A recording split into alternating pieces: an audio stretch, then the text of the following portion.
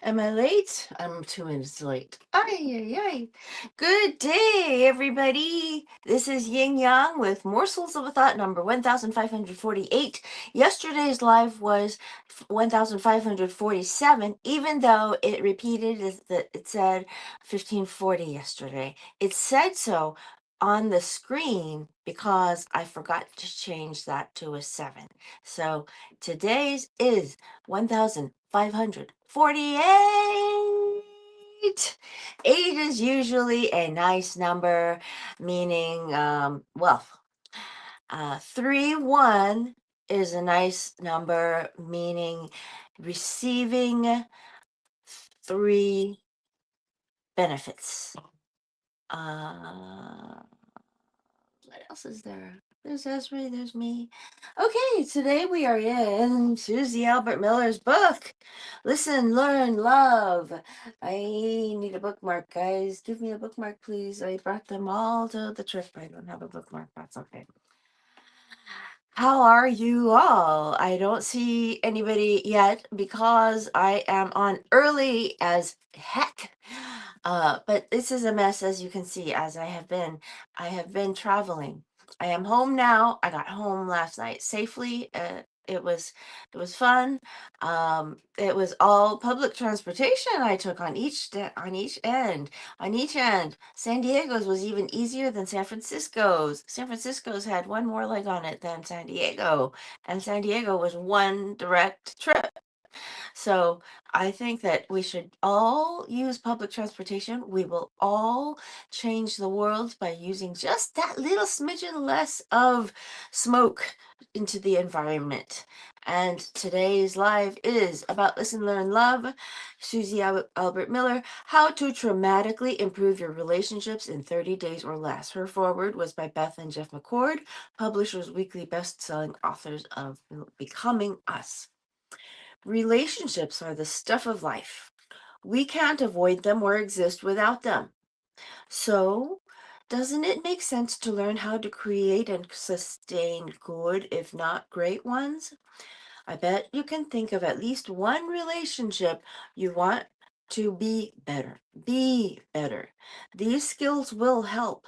If you learn and practice them, your relationships will become more fulfilling, productive, and just plain old more fun. Mastering them will radically change your life. However, you can't do this with a transactional mentality. You need a relational mentality because the basis of all great relationships is heart driven. We pursue relationships because we desire to have a positive impact on the lives of others. We want to make a difference. We long to be connected. Okay, so I'm going to pause here because it says we pursue relationships because we long to be connected. Now, that is not a conscious desire. It is an automatic desire. It is, I call it automatic. It really means unconscious, subconscious, whichever you prefer. Uh, I call it automatic because it is something you will find yourself tending to do. You're leaning toward it. You're gonna do it. And I have something in my eye. Oh, darn it. I don't know. All those people that do TV, I don't know how they do it yet. Hugh Mackay says, he is Mackay, says, nothing is perfect. Life is messy. Relationships are complex. Outcomes are uncertain. People are irrational. That was Hugh Mackay. Dare greatly. This is the next section called Dare Greatly. Warning number 2. You will make mistakes. It will be messy. Don't panic. Messy isn't a bad word. Messy means you are engaged, invested, and committed. You have the courage to actually be in the arena trying, not standing on the sideline wishing and hoping things change or get better. Hint, they won't. Wishing and hoping without action are ineffective strategies. They say that a goal without action is a pipe dream. I've read that, I've heard that somewhere just last week, and I think it's true. Messy means you are making an effort. The good news, practicing these 3 skills will bring far more rewards than the effort you make. Why? Because we desperately desire to connect. We are on page 115. Thus, we are delighted when someone makes an effort on our behalf, whether or not they get it right. So, messy is worth it. Quote, end quote, messy, messy, messy. Messy at least means you are invested, wanting more, and willing to try. As a young wife and mom, I battled fears and insecurities. I struggled with how to handle my mistakes with grace and acceptance. I sought counseling, it helped, along with inspiration, truth, and encouragement from the Bible. I also gathered words of wisdom and quotations.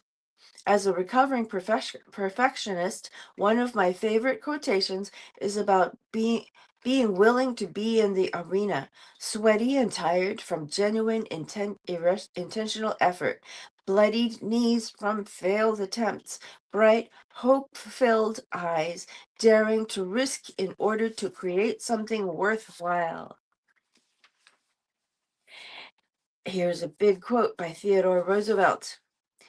It is not the critic who counts, not the man who points out how the strong man stumbles, or where the doer of deeds could have done them better. The credit belongs to the man who is actually in the arena, whose face is marred by dust and sweat and blood, who strives valiantly, who errs, who comes up short again and again, because there is no effort without error and shortcoming, but who does actually strive to do the deeds, who knows great enthusiasms, the great devotions, who spends himself on in a worthy cause, who at the best knows in the end the triumph of high achievement, and who at the worst, if he fails, at least fails while daring greatly, so that his place shall never be with those cold and timid souls who neither know victory nor defeat. Theodore Roosevelt. These words still inspire and embolden me. What about you? Does reading them make you want to jump into the arena and try, even just a little? Handwritten on an index card, splattered and time worn, those words lived on my refrigerator for years, reminding me to be courageous in trying and to be gentle with myself in making mistakes. Those are a good quote to have. That's a long quote, by the way. Um, when I read Brene Brown's excellent book, Daring Greatly How the Courage to Be Vulnerable Transforms the Way We Live, Love, Parent, and Lead, and learned her concept of daring greatly together, this quotation, daring greatly together, took on even more meaning. Brown teaches about having the courage to engage together in honest vulnerability to transform our lives and relationships. I love her concept of daring greatly together because it makes listen, learn, love even more effective in the glorious mess of relationships. Now, I'm going to say I I'm trying to bring myself grounded right now. I am almost focused, but I am floating around from San Diego, my trip. Anyway, so hello again, author. We can support, encourage, and champion each other as we try to succeed as well as fail, only to try again. In other words, only to fail again becomes only to try again, only to try again. Let's dare greatly together. I promise it is worth the risk. You can be one of the brave ones who chose to invest yourself in the worthiest of causes, the people in your life. Real victory and results come by showing up, being in the trenches, and making an effort to improve your relationships. Doing so communicates more than you can imagine because most people long to know they are worthy of your efforts, even clumsy, awkward, or messy ones. I encourage you, even dare you to jump in. It's okay to be scared and feel awkward and unsure. It's not okay to wimp out. It takes more courage to take action when we are afraid and uncertain. I call it jumping scared, quote, end quote, jumping scared. If we wait for 100% confidence, we will never jump. We will miss the thrill of trying and the wonder of exponential returns on our heartfelt efforts. Let me take the pressure off and tell you up front, it's okay to mess up. In fact, you will blow it big time. Daring greatly implies a learning curve. Jumping scared means we aren't 100% sure, but we are willing to engage. We won't allow the fear of messy relationships hold us back. We won't allow the fear of messy relationships to hold us back. Relationships require risk, and the end results aren't guaranteed. We will make mistakes. But rest assured, as you begin to practice and then practice some more, you will get it right more often. I have blown it many times over and over again, and relationships, quote unquote, is what I teach, write, and speak about for a living. I am supposed to be the expert, quote unquote. So take heart. Growth is a process, a lifelong journey. I have jumped scared and made huge messes. I have jumped scared and seen relationships improve and grow. I have an overflowing basket of stories collected from clients, friends, and family who have done the same. Their courage inspires me. Whose courage inspires you? Take a deep breath and relax. You're in good company. Please be gracious and patient with yourself as you learn and practice, listen, learn, love. You will feel uncomfortable, inept, and maybe even silly. Remember, these feelings usually come whenever we are brave enough to attempt new things. She is so right. If you are having them, you are probably being courageous and jumping scared, and growth happens in these places. Yoda is wrong is the next section called. When you make when you make mistakes, don't quit. Remember to say to yourself, I am trying and that will make a difference. Improving your relationships comes through trying, taking action, and making an effort. The reason she says Yoda is wrong is that um something about do, there is no try. In other words, when you are trying, you are attempting to do. You are attempting to do. You are not half-heartedly trying to do. So Yoda and Susie Albert Miller are actually both aligned on this one. The only way to fail at this is not to try. Yoda is wrong when he said, there is no try. In relationships, there is always try. In fact, that is how you actually do relationships. Yoda and Susie Albert Miller are using one word to say two different things. What Yoda meant when he said try, this is Yin Yang talking at this moment. What Yoda said what Yoda said is that try meant to take action without sight of the goal, without eye on the goal. Try in his context meant there is no action without your eye on the goal, because action without your eye on the goal is called otherwise fanaticism. That's out of a quote from um, Gerard. Ger- something Gerald R. Lieberman's anyway. Excuse me. In relationships, there is always try. Now, this means it's like shooting at the basketball hoop. There is always try. You are always pushing it toward the hoop. What her means try. Her means when she means try, she means your eye is on the goal all the time. And he means There is no try. In other words, you do with your eye on the goal all the time. They are both saying the same thing without using the same word in the same context. Their words, Yoda's try is action without looking. Susie Albert Miller's try is action with looking at the goal. See? In fact, that is how you actually do relationships. There is always try. Life is messy. Relationships are messy. Authentic, meaningful, and long term relationships are even messier. The worst part of making a mess, you have to clean it up. These skills will help. The best part of making a mess, you may create something more incredible than you ever imagined possible. Loving, thriving, delightful, authentic, deeply connected relationships. Taking action is a must. I hope you muster up the courage to dare greatly get messy and try. Go ahead and jump scared. So your eye is on the goal, your heart is scared, but you are jumping toward the goal.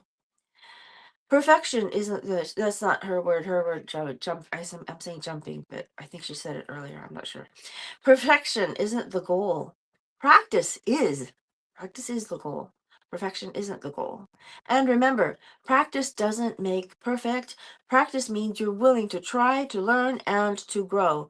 Practicing listen, learn, love in your relationships communicates care, commitment, and a desire for connection, even if it feels a bit awkward at first. Practice makes perfect comfortable. Building great relationships, both personally and professionally, doesn't have to be all consuming. It does take some time and intentionality, but not the massive action of an entrepreneurial startup or new product launch, the intensity of the honeymoon phase of a relationship, not even the constant energy required by a newborn. However, like all worthwhile endeavors, it will require practice and consistency. Listen, learn, love will dramatically improve your relationships in 30 days or less. I have seen this happen countless times as skeptics become believers. So, I want to say that I have met these authors. This is where we will pause. We will pause. In the beginning, practicing these skills may feel awkward and uncomfortable. That's okay. In fact, it's normal. And they are new and unfamiliar. It's like putting on a pair of jeans. For the boomer crowd, remember the jeans that stood up on their own before we washed, bleached, and conditioned them to death in the old days before acid and pre-washed jeans? Okay, so here I will begin here next week. On page 120, I'm marking it right here, and it's gonna be that's good. The book is by Susie Albert Miller. I want to find her picture. I think it's here. I won't see her picture, but I do see her show. Um, her show. I mean, she talked about letting me do it on the show. I talked about it, actually. She didn't bring it up. I brought it up. She acknowledged it and gave me permission to read this on her show, on my show. So, this is a does your relationship feel stagnant? Do you want to make it better? Even if you are at your wit's end and ready to throw in the towel, you can make improvements quickly. It is absolutely possible to get unstuck, quote unquote, in your relationships. For anyone feeling overwhelmed, bored, frustrated, stressed, or lonely within their relationships, listen, learn, love reveals how to make changes quickly even if the other person isn't willing or engaged. Listen, learn, love is a user friendly guide filled with practical suggestions and simple skills to create better and personal to create better personal and professional relationships. And who doesn't have at least one relationship in their life they would like to be better? I have a few. Wanting you guys are my family, by the way. Whenever you say hi, I really, really appreciate it. Wanting a good relationship is in the beginning. Wanting a good relationship is the beginning, but building great relationships takes a few skills. Susie Miller shares concise and actionable tips coupled with clarity, humor, and authenticity to show anyone struggling in their relationships how to dramatically create improvements in 30 days or less. Susie delivers. These are fine. Time tested tools to create better relationships fast, fast, fast, fast. Real life stories and anecdotes to help you feel more connected. A guide that appeals to anyone who resonates with Brene Brown and is looking for vulnerability and authenticity. She is reflecting from Brene Brown.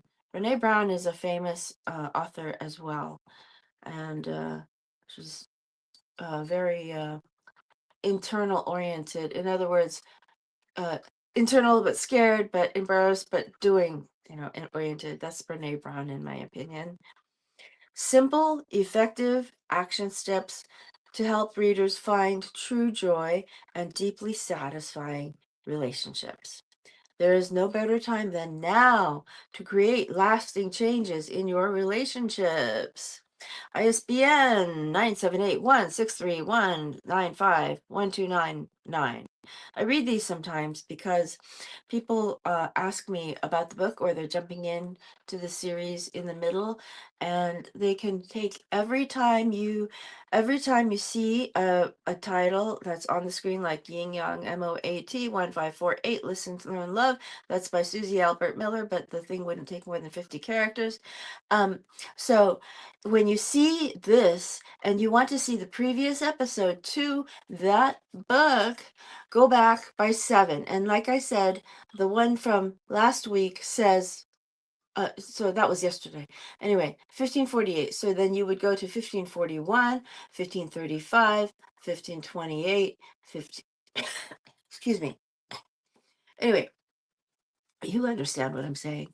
So my goal is to bring more virtue in the world. That fortune cookie said, knowing the right thing to do is wisdom. Doing it is called virtue. I want to bring more virtue into this world because we've had so much chaos and we've had lots of non virtue since I grew up. While I was coming up, I am now 58. This is great. I want to see you guys thinking that you're going to do something with virtue, even if you haven't figured out exactly what you're going to do yet. But when you think of what you're going to do, think of the right thing to do. And everybody has a different metric. So do what you think is right. And by the way, a passerby is the most powerful person to help a person who is in need. A passerby is the most powerful person who can help. Thanks to Michelle and Liz on the plane yesterday. Hi there. I want to say hi to you because you helped me figure out that to say that the passerby is the most powerful person that can help a person who is in need. Just remember that, because you are often, often, often a passerby, and you are often, often, often in that power. Okay? Old Kinderhack.